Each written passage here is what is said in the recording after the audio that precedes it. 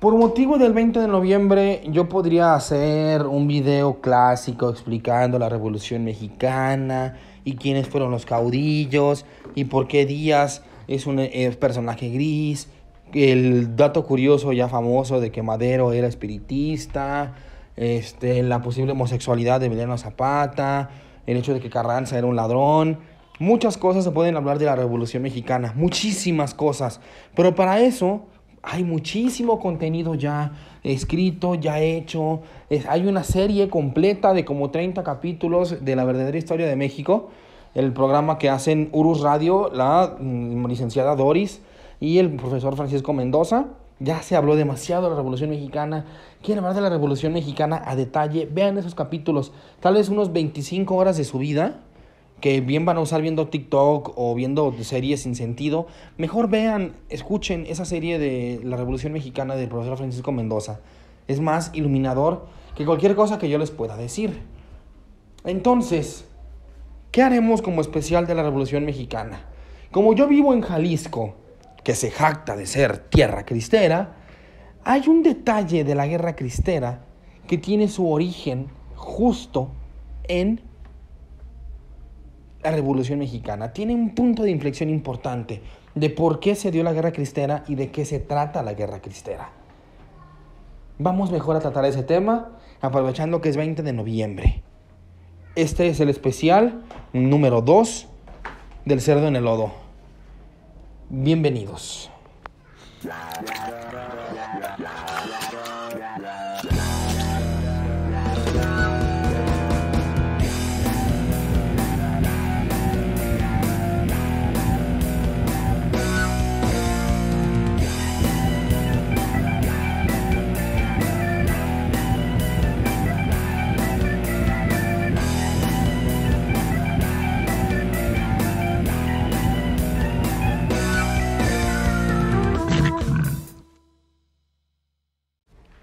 Que se note que este episodio lo voy a hacer de corrido y de una sentada.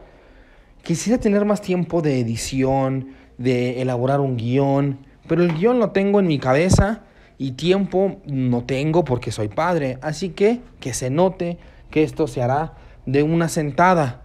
¿Qué fue la Guerra Cristera? En resumidas cuentas, fue una guerra que inició en 1929 porque la Iglesia Católica Mexicana mandó cerrar los templos en protesta de unas leyes que repromulgó el presidente Plutarco Elías Calles.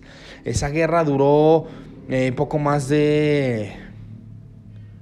No, esperen, fue del 26 al 29, perdónenme las fechas. Fue del 26 al 29. El 29 terminó con Emilio Portes Gil. ¿Va? Bueno, duró 6 años. Después hubo una segunda guerra cristera. De esa voy a hablar más adelante porque es un tema emocionante, es un tema interesante, la segunda guerra cristera. En resumidas cuentas, esa es la guerra cristera. ¿De dónde se origina la guerra cristera? Vamos a entender de dónde sale esto. Y vámonos para atrás, hasta la Nueva España.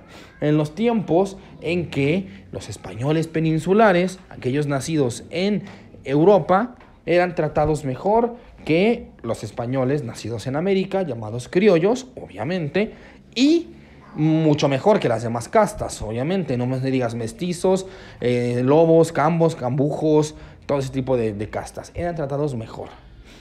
¿Por qué se viene la independencia de México? En 2 motivos. Nos han enseñado que el padre Hidalgo buscaba la independencia ahí con su banderita. A lo mejor sí, a lo mejor no. Digamos que en los tiempos del joven 1800 existía una corriente llamada la corriente liberal, la corriente emanada de la Revolución Francesa, que para no hacerles el cuento muy largo, esa corriente filosófica hablaba de muchas cosas, lo que puso el punto sobre la I en cuanto a la democracia, división de poderes, un modo de gobierno parlamentario y donde la soberanía recae en el pueblo. ¿Qué es la soberanía? El poder recae en el pueblo gobernado. El pueblo gobernado se pone de acuerdo entre sí y deciden elegir a un presidente, a una persona que los gobierne, ¿sí?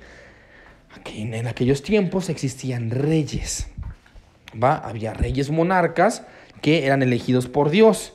Obviamente después de que le cortan la cabeza a los reyes de Francia en la Revolución Francesa, dicen estos tipos no son divinos, son hombres y podemos gobernarnos de cualquier otra manera. Digamos que no funcionó muy bien al inicio con Francia porque pues Napoleón. Sin embargo, Napoleón representa la corriente liberal. El hecho que Napoleón se coronara a sí mismo, o eso dice el mito, implica que él no era una persona que gobernaba por ningún dios. Gobernaba por el poder de sus ejércitos y el poder que le conferiría ser emperador. Aún así, las corrientes liberales napoleónicas eran matarreyes, eran asesinos de monarcas y de nobles.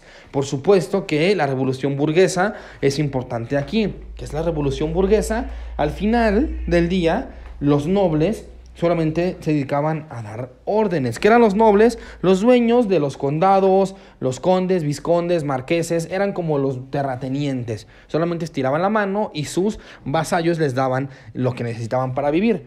Sin embargo, hubo una clase social diferente que fue surgiendo, que fue la clase social burguesa. Eran estos artesanos y comerciantes que, obviamente, usando su intelecto y su pericia, empezaron a ser mucho más ricos e importantes que los mismos nobles. La corriente liberal burguesa viene directamente también relacionada con la Revolución Francesa. Entonces, esta Revolución burguesa no quiere reyes ni quiere nobles. Quiere que la gente se gobierne a sí misma y que la gente elija al mejor capacitado para el gobierno y que los nobles se vayan a tomar por donde les huele más feo. Esa es la corriente burguesa. Eso pasó en Francia en los 1800. Y en América nos llega a pegar. ¿Por qué nos pega? Pues porque el señor Napoleón Bonaparte invade España. Pide permiso para pasar por España para atacar Portugal. Ya saben que está en la pasada. Y resulta pues que se queda en España y dice pues matanga, dijo Napoleón. Eso en esa parte. Después de quedarse en España, pone a su hermano José Bonaparte, a que le llamaban Pepe Botellas, por supuestamente, dicen los rumores, que era un tipo que le gustaba agarrar la jarra. En 1808, Francia, siendo pues amo de España, dictan una cosa llamada el Estatuto de Bayona, que es parecido, que es como una constitución, pero al revés. La constitución es un mandato del pueblo hacia sus gobernantes. Un estatuto de Bayona, un estatuto o una carta otorgada, que es lo mismo, es como una especie de constitución, pero al revés, mandada del rey para abajo. El Estatuto de Bayona prácticamente enuncia varias leyes liberales. Leyes de este tipo, como les digo, anti-oligarquías, anti-beneficios, anti-clero, anti-nobles y anti-reyes. Digamos ahora sí que el viejo régimen. Eso en 1808. ¿Esto qué tiene que ver? Me dirán, pequeño cerdo.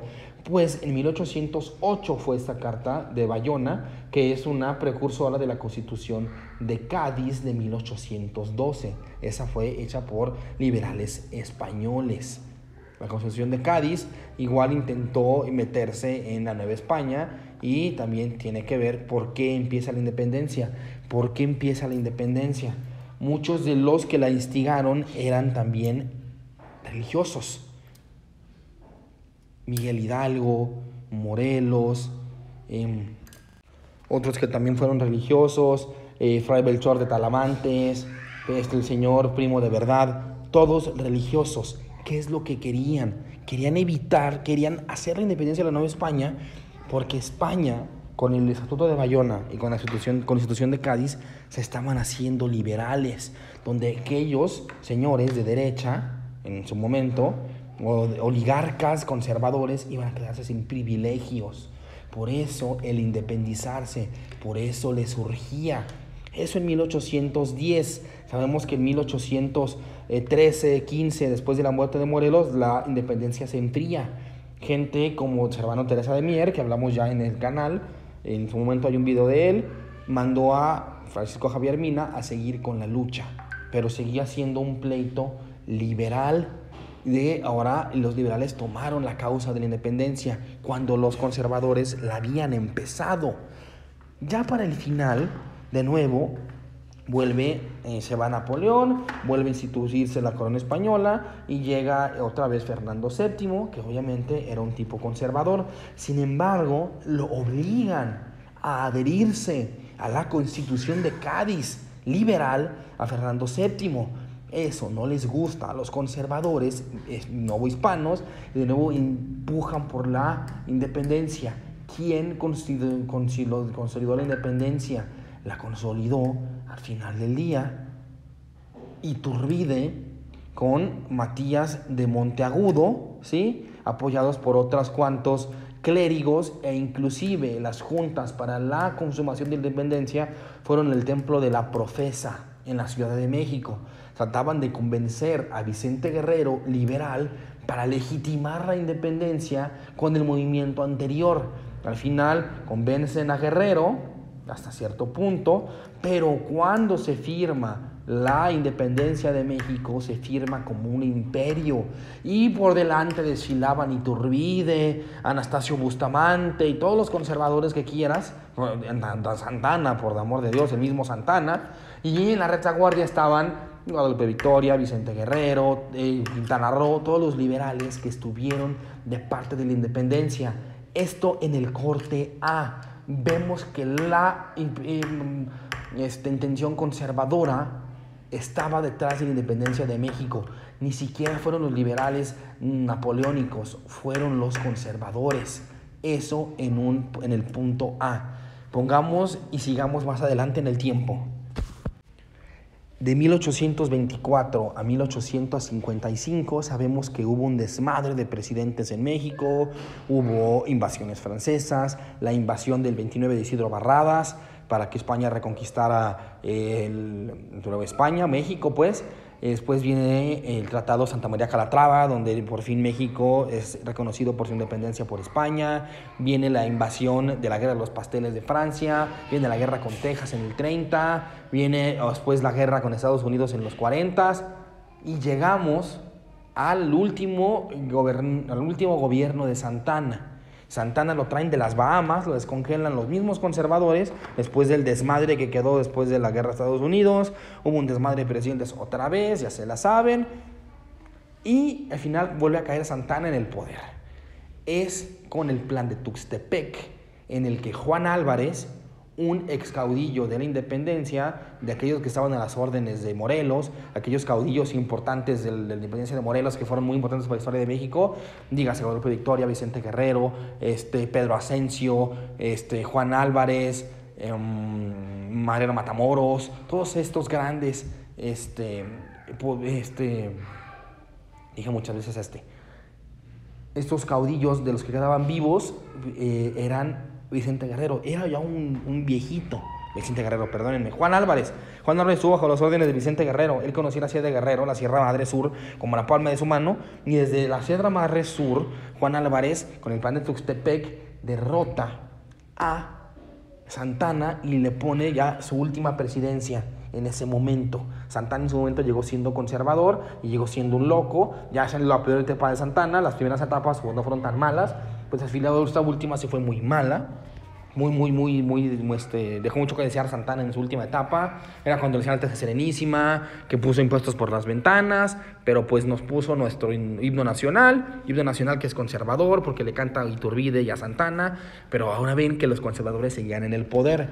Pues Juan Álvarez los tumba, se pone como presidente y después deja a Ignacio Comonfort como presidente de la República y deja al Dream Team conservador de mexicanos, ahora sí mexicanos. Muchas de la gente del gabinete era gente que ya había nacido o había crecido en el México independiente y no eran novohispanos, como Juan Álvarez, por ejemplo. Ya eran más mexicanos, dígase Benito Juárez, Guillermo Prieto, José María Iglesias, Lerdo de Tejada, el 1 y el 2. Todos estos liberales los dejan en el poder. ¿Y qué hacen? Lo primero que hacen los liberales es constitución nueva para reformar la constitución del 24 que había hecho el constituyente del señor Guadalupe Victoria. La 24 era una constitución liberal hasta cierto punto, pero no tanto. Aún tenía la inclusión de la religión católica obligatoria y muchas cosas de tema conservador. La Constitución del 57 es liberal de a madres y le quita muchos de sus privilegios y aparte le quita el fuero a los clérigos y militares, sobre todo a los clérigos. ¿Qué pasa con el fuero de los clérigos? Es que si un padrecito comete un delito, lo van a juzgar los sacerdotes y no lo van a juzgar ahora sí que la gente, los tribunales civiles. Eso entre muchas cosas, les quitó los dueños de los templos, la iglesia era dueña de orfanatos, panteones, era dueña de muchas cosas, era dueña de edificios, era dueña de demasiadas cosas en el país. Juárez se las fue quitando, separó la iglesia del Estado, proclamó educación laica, Estado laico, libertad de cultos, etcétera, etcétera. Y obviamente le quitó muchos de sus privilegios a la gente de antes, a los conservadores, que podemos llamar de esa manera, aquellos que les gusta el chocolate espeso y les gustan la religión católica y los privilegios a los monarcas y las cosas como las de antes. Eso es a que le estaba pegando. Tanto así que hay una guerra, la guerra de reforma, en la que al final ganan los liberales, pero viene la guerra de reforma versión 2 con ayudas, que es cuando los conservadores, liderados por el hijo de Morelos, que es el señor cuyo nombre no quiero olvidar, que es Juan Nepomuceno Almonte, van y traen al ejército francés, cobrando un dinero que supuestamente debía el presidente Félix Zuloaga, presidente conservador, no legítimo hasta cierto punto tal vez, a cobrar ese dinero que le debía a un usurero llamado Jecker, apellido Jecker. Pues viene con esa excusa el señor Napoleón III a intentar cobrar la deuda que le debían a México por Jecker. Este bono se lo compra el rey al señor Jecker para tener una excusa de venir a cobrarle a México y tener cómo invadirnos. Y ya se la saben, al primero pues ganan los conservadores y nos ponen al imperio de Maximiliano. Me estoy yendo muy rápido. Ponemos a Maximiliano cae entre en el 61 y se va por ahí del 67. Se quedó como 6 años. No estoy bien en las fechas. Igual no es tan importante, pero sí, por ahí del 64, perdón. 64 entró Maximiliano, se va del 67. Por ahí más o menos. Maximiliano se va del 67, eso sí me acuerdo muy bien. Vuelven a ganar los liberales y de ahí viene un gobierno del señor Juárez por 4 años. ¿Por qué? Porque muere en el 71. Del 67 que gana, muere en el 71 y como presidente queda Lerdo de Tejada, no sin dar una buena pelea a Porfirio Díaz. Podemos hablar de eso con más detalle, pero Porfirio Díaz fue, junto con Mariano Escobedo, de los generales más importantes para derrotar a los franceses. ¿Sale? Entonces Porfirio Díaz quería ser presidente. Cuando muere Juárez, dejan a Lerdo, él quería ser presidente, el señor Díaz pues se aguanta sus ganas porque entra Lerdo y en el 76 vuelven a haber elecciones, supuestamente vuelve a ganar Lerdo, el señor Díaz dice que es fraude y se van a la guerra y con el plan de Tuxtepec fue con el que Díaz intenta o derroca más bien a Lerdo. La revolución con la que tumban a Santana fue el plan de Ayutla, Fe de Ratas, Ayutla, luego Tuxtepec. Entra el señor Díaz y ya casi llegamos a nuestro meollo del asunto, a lo que queríamos hablar. Díaz era también de corte liberal, estaba con los liberales, ayudó a vencer a los franceses y él obviamente seguía con las leyes de reforma de Juárez, muy a pesar de mis amigos los padrecitos y de los conservadores y de la gente que podemos llamar ahora sí, ya que hablamos de una época post-marxista, pues de gente de derecha, ¿sí? La gente capitalista y conservadora, ¿va? Bueno, resulta pues que Porfirio Díaz se casó con su sobrina, con la señora Delfina Mori, porque este señor Díaz era Díaz Mori, era hija de su hermana. La conoció cuando era muy niña, ya cuando era un general hecho y derecho, se casó con Delfina, fue su primera esposa, y le dio a su primera hija, que se llamaba Victoria, que era su favorita, dicen de Díaz. Pues resulta que no podían casarse porque eran eran pues familiares, ¿verdad? Sin embargo, Delfina iba a morir joven, iba a morir de una enfermedad. Ella, buena católica, pensaba que iba a ir al infierno por no estar casada a la iglesia, obviamente. Así que fueron con un mercenario de Dios, o también pueden llamarlo sacerdote si gustan, que se llamaba Antonio Pelagio Labastida, en el que le dicen, claro papi, yo te voy a casar.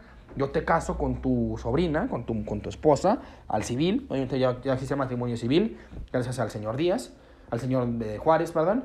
Yo te caso, papi, yo te caso, pero tienes que echarme para atrás las leyes de reforma, la ley Iglesias, la ley Lerdo y la ley Juárez, que eran las leyes que más afectaban a los privilegios del clero y de la derecha, ¿va? De los conservadores, esas leyes quiero que me las eches para atrás, Padre Santo. ¿Qué óvole? Pues, ¿qué óvole cuál? Dice Juárez, pues ni modo, hace este pacto con Pelagio Labastida y se logra casar con su sobrina. Después se casará ya con la señora Carmen Romero Rubio, y esa es otra historia. Sin embargo, las leyes de reforma se ponen en pausa. Y ahora la parte conservadora vuelve al poder, entre comillas, vuelve al poder. Eso, una cosa.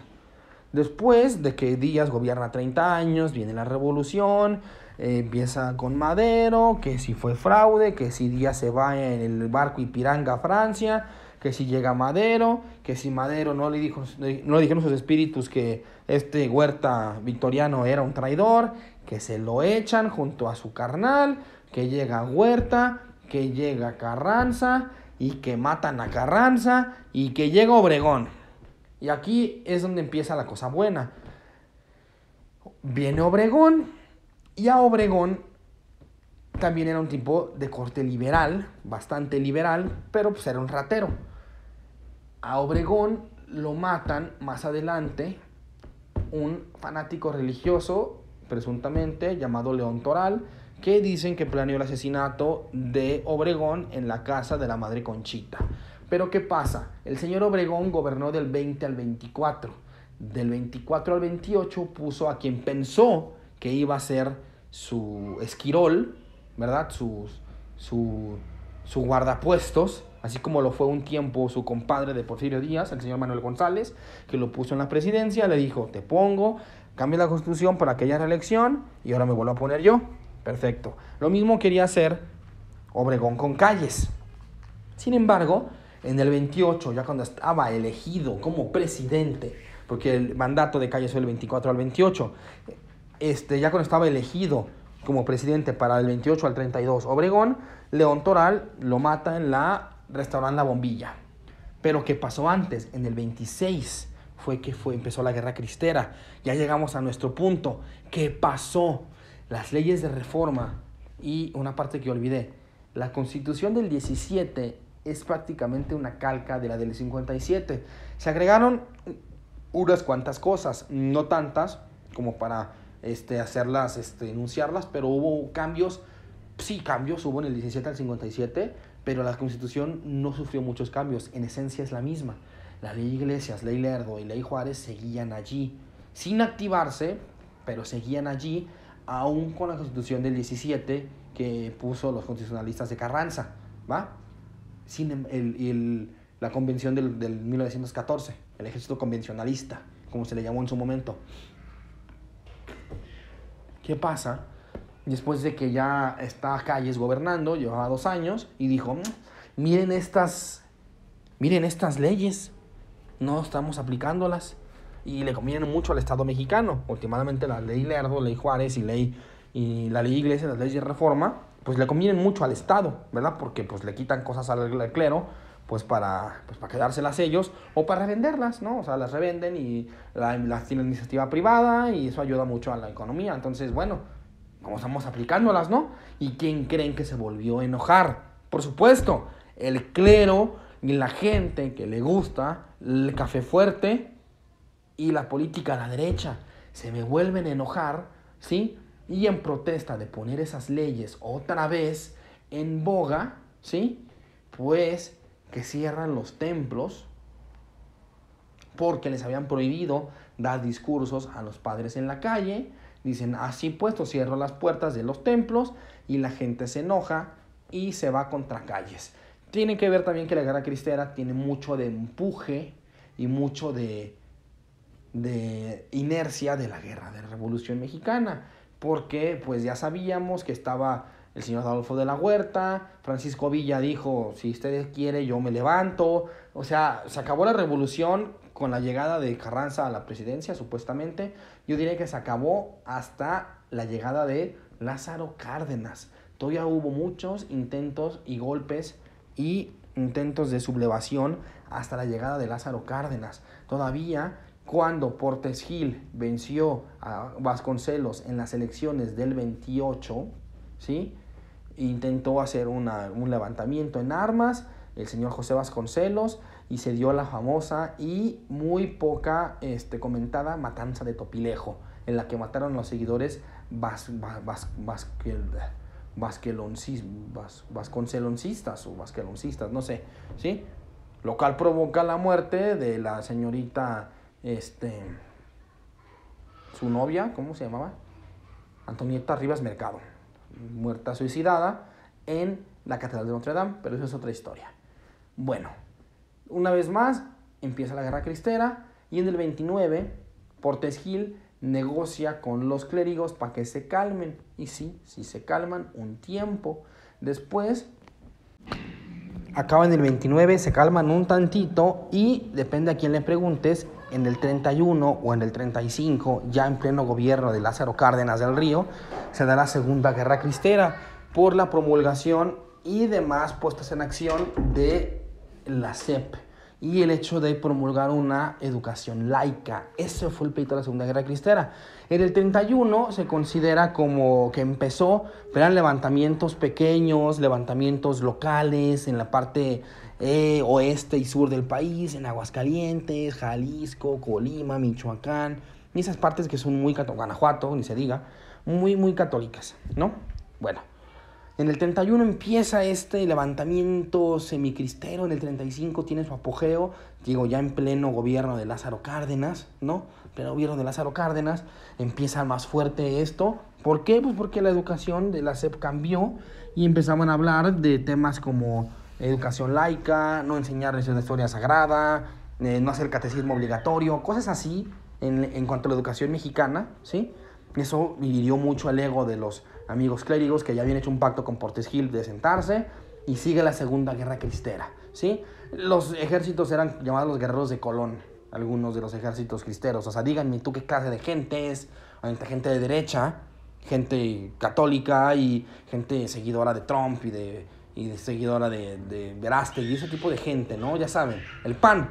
¿Y por qué digo el PAN? Y no lo digo de broma, lo digo en serio. Más adelante, y unos años después, en el año 39, para hacer una oposición política organizada en contra del PRI, que ya era, bueno, PNR, pero ya es el abuelito del PRI, ya se la saben, pues nace el Partido Acción Nacional. Nace de intentar organizar estos grupos guerrilleros, cristeros, ¿sí? En todo el país, organizarlos en un partido. El señor Gómez Morín, ¿sí? Será aquel que ponga esta organización de movimientos cristeros conservadores. Ya vimos de dónde vienen, desde la independencia. Ya vieron el origen del PAN, ¿sí? Del Partido Acción Nacional. De ahí viene, de estos movimientos conservadores que buscan privilegios para los más, pues para las minorías, elitistas, oligarcas y demás, ¿no? Para la derecha en su mayor representación. De nuevo, después Felipe Calderón, saben ustedes que es hijo del secretario de Gómez Morín, que también se apellidaba Calderón, cuyo nombre olvidé. Gómez Morín fue el creador del PAN, que unificó estas corrientes cristeras. En el 41, la Guerra Cristera Segunda se da por terminada con la institución más fuerte del PAN. Y el PAN se pone a pelearle las elecciones al PNR para por fin ganarlas después de 60 años con Vicente Fox Quesada, ¿sí? No olvidemos que en la Segunda Guerra Cristera se mataban maestros y los colgaban de los postes en las vías del tren. Eso se hizo en la Segunda Guerra Cristera. No se habla mucho de ella porque sí fue mucho más sangrienta y mucho más molesta, menos romántica, porque sí, peleamos por el gobierno de Calles opresor. Aquí están peleando en contra de la educación laica. Es menos sexy hablar de eso que hablar de otra cosa. Justo en este 20 de noviembre, que las escuelas celebran la revolución y supuestamente deberían celebrar los valores liberales, ¿sí?, de México, pues mucha gente hoy día, miembro de la oposición, miembro del PAN, no olviden recordarles que ellos representan a los conservadores que buscan defender los derechos y los privilegios de la gente minoría elitista oligárquica.